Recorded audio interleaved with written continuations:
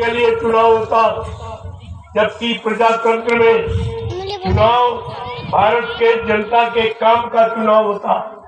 भारत की जनता का कैसे भला होगा, कैसे कल्याण होगा, कैसे न्याय सुरक्षा मिलेगी, रोजी रोटी कैसे मिलेगी, महंगाई कैसे समाप्त होगी, बेरोजगारी कैसे खत्म होगी, टैक्स कैसे खत्म होंगे, इसके लिए चुनाव होता। लेकिन ये तो चुनाव सब बढ़ाने के लिए होगा, कोई चीज नहीं घटी और बढ़ गई। फिर आपने चुनाव का विरोध क्यों नहीं किया? भाई ऐसे चुनाव से क्या फायदा जिसमें हमारा कोई काम नहीं हो रहा और चुनाव का खर्चा तुम्ही से लिया जाता। कोई विधायक, सांसद, कोई प्रधानमंत्री, मुख्यमंत्री चुनाव खर्चा नहीं देता। सब ये छोटे बड़े अधिकारी, कर्मचारी और छोटे बड़े व्यापारी और ये काटकर भूमजो तक इन्हीं से लिया। महंगाई बढ़ा के, टैक्स लगा के, जीएसटी लगा कर तुम्ही से वसूला। तो एक पंचवर्षीय चुनाव का खर्चा इन्होंने बताया नहीं। ये भी इन्होंने प्रजातंत्र में प्रजा से चोरी की कि चुनाव का खर्चा नहीं बताया। लेकिन मैं बता रहा हूँ, चुनाव एक पंचवर्षीय चुनाव का खर्चा 70 अरब, इतना महंगा चुनाव, तो जिससे आपको कुछ नहीं मिला। महंगाई कोई कमी नहीं कर सकता, टैक्स कोई रोक नहीं सकता, जीएसटी कोई हटा नहीं सकता। ये हटने की उम्मीद मत रखो, अगर चुनाव हुआ तो और बढ़ जाएगा। और चुनाव ये करेंगे जब तो इनको खुशी प्यारी है, भारत की जनता प्यारी नहीं। भारत की जनता का दुख दर्द मिटाना इनका कर्तव्य नहीं है। इनका अपने मान सम्मान कायम रखना ये इनका परम कर्तव्य है। आपको ये सब समझना चाहिए। नहीं समझोगे तो तुम जानो तुम्हारा काम है। महात्माओं का काम है समय से अच्छे सच्चे काम की सूचना देना, क्योंकि मैं भी भारत का नागरिक हूँ और इसी धरती का अन्न खाता हूँ, तो मेरा भी कर्तव्य है सच्ची अच्छी बात कहने का पूरा अधिकार है और उसी अधिकार का मैं प्रयोग करता। मैं कोई तोड़ फोड़ आंदोलन धरना गिराव की बात नहीं करता, किसी की यानी उड़ाई बुराई निंदा आलोचना क्रिटिसाइज नहीं करता, लेकिन सत्य कहने में छोड़ता भी नहीं। अगर सत्य नहीं कहूँगा तो समय से हमको सब में सत्य का अपराधी माना जाए। अगर गुरु वचनों को नहीं करूँगा तो गुरु का दोषी ठहरा जाऊंगा। इससे धर्म की स्थापना होती है। संतों की भूमिका व्यवस्था को नहीं बताऊंगा तो धर्म का द्रोही कहलाऊंगा। इसलिए मैं 3 द्रोहों से कोई ना फंसे, सब बच जाए, इसलिए मैं सबके लिए और बिल्कुल सन्मुख और बात करता हूँ। मीडिया पत्रकार आता है, रोज ही आता है, कहता कुछ बोल दीजिए।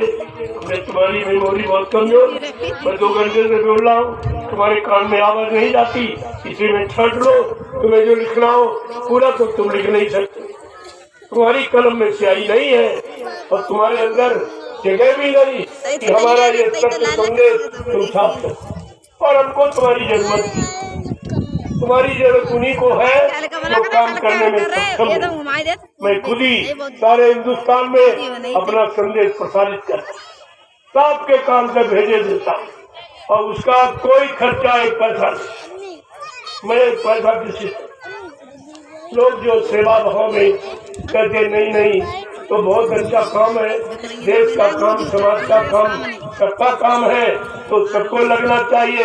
लेकिन कहते हमारे पास समय नहीं, बाल बच्चे छोड़कर, घर गृहस्थी परिवार छोड़कर आपके साथ कैसे चले।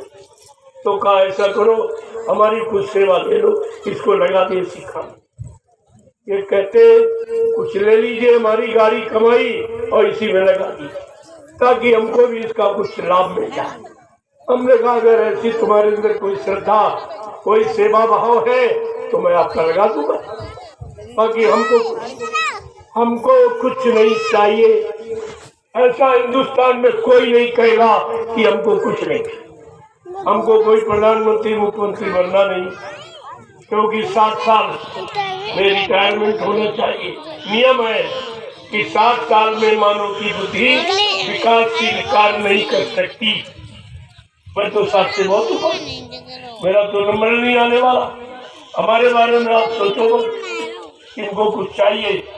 हमारे कोई बीवी बच्चा है नहीं कि जिसके लिए मैं आपसे कुछ मांगूं या कुछ संचय करूं या झूठ बोलूं या आपको धोखा दूं। मेरा और मेरे पास कुछ जितनी जमीन मैंने नैनीताल में ली ये सब तुम्हारी किस्म के नाम, एक इंच जमीन मेरे नाम, और ये जितनी गाड़ियां आप देख रहे हो एक भी गाड़ी मेरे नाम कुछ नहीं, न मेरा कोई बैंक बैलेंस खाता। मैं जैसा बैठा हूँ बस चल। ये भी कपड़े आप लोग देते हो तो पहन लेता, ये कपड़े भी नहीं और कपड़े की जरूरत भी नहीं थी, लेकिन अम्मा बहन बेटियां हैं, इनके सामने लंगोटी पहनाना ठीक नहीं है। हमको तो इसकी भी जरूरत है। क्या जरूरत है कपड़ों की? अरे नंगाई तो पैदा हुआ था, अब उसमें क्या? लेकिन नहीं, समाज की कुछ परिणामी महिमा है, कुछ गौरव गरिमा है, कुछ मर्यादा है, उस मर्यादा को ध्यान में रखते हुए आप कपड़े दे तो पहने। बस मेरे पास इतना ही जितना आती, और कुछ मैं सब क्या करूँगा, आपके काम में लगा दूंगा जिससे आपका जल्दी से काम हो जाए। और एक रोटी दोपहर आज वो भी नहीं ली, आज आपने गन्ने का रस पिला, काम चल गया। शाम को देखूंगा जरूर होगी तेरे कोई फल फ्रूट मेवा कुछ कभी कभी ले आते, नहीं हमारा ले लीजिए, तो आपका भाव रखने के लिए एक आध पीस पहले आपका भाव बना रहे, आपका ले लिया बाकी प्रेमियों बात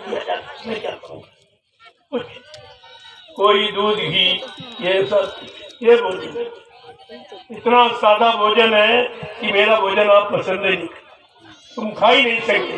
न तेल है, न मीठ है, न मसाला, कुछ हल्का सा तेल थोड़ा बस उबाल दिया जाता, जरूरत पड़ी ले लिया और नहीं तो उसको। ये सब आपको सोचना चाहिए। और मेरा आवाज सब लोग जानते हो, झोपड़ी, चाहे नैनीताल चले जाओ और चाहे ज्ञानाश्रम, मैं झोपड़ी में रहता हूँ और यहाँ भी आता हूँ तो कहते झोपड़ी बना देना, खैर मौका नहीं झोपड़ी सब जान गए। अब तो सारे हिंदुस्तान में ये प्रचार हो गया कि हिंदुस्तान में केवल एक महात्मा ऐसा है जो झोपड़ी में, बाकी सब ऐसी और बंगलों में है।